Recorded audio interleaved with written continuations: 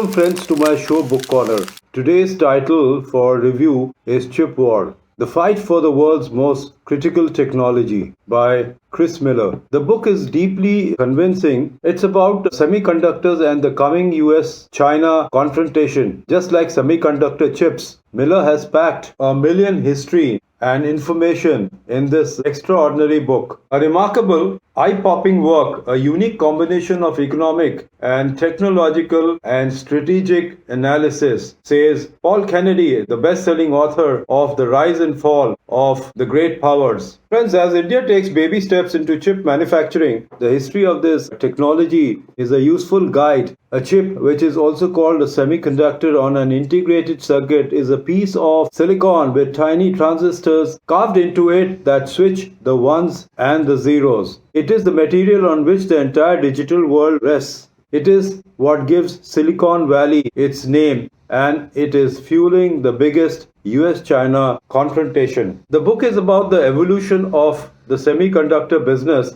and its role in the global economy and international politics. In the 1960s, Fairchild Semiconductor, later called the Intel, co-founder Gordon Moore famously predicted that computing power on chips would grow exponentially, doubling every 2 years. Moore's law has exceeded all expectations. 60 years ago, a cutting-edge chip had 4 transistors. It has about 11.8 billion now. You would be surprised to know. Each 3D transistor is smaller than a coronavirus. Chips are the core of digital computing, which also makes them essential to the modern world, undergirding aeroplanes, weapons, appliances, drones, and toys. The next generation of networking technology and artificial intelligence applications make them only more necessary. And also, the clutch of firms that design and produce chips are of immense strategic importance. All personal computing relies on DRAM chips, that is DRAM, DRAM chips. DRAM is dynamic random access memory, which are made by 2 companies in Korea and 1 in the US. Further, 5 firms, American, Dutch, and Japanese, control the lighting process by which patterns are carved into silicon wafers.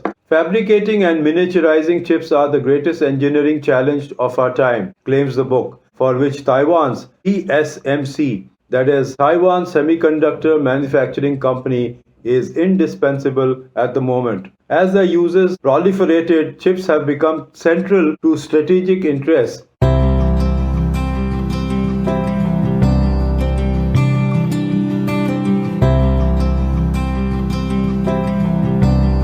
This evolution was not shaped just by corporations and consumers, but also by government and militaries.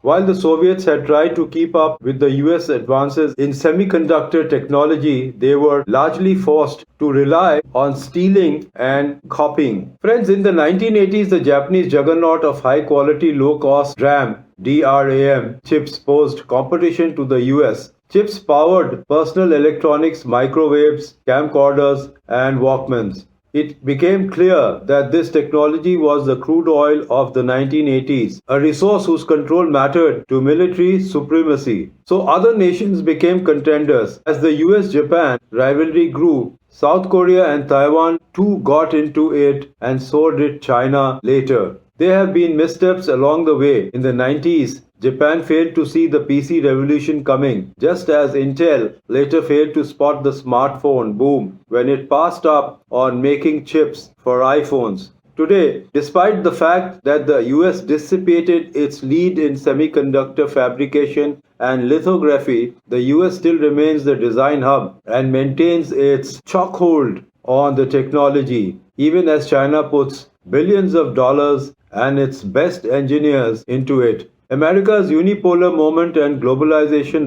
rhetoric have receded, and the tech wars have heated up as Xi Jinping crafts a new digital authoritarianism. Donald Trump called Huawei as spyware and slapped an export ban on China, grinding to a halt its most advanced DRAM firm. SMIC, that is Semiconductor Manufacturing International Corporation. The disruptions during the pandemic reveal just how critical this chip supply chain is. If any of the steps in the interconnected production process is endangered, so will be the world's supply of computing power. So, friends, don't miss reading this book. And that's all I have for today. Goodbye and see you soon in my next program.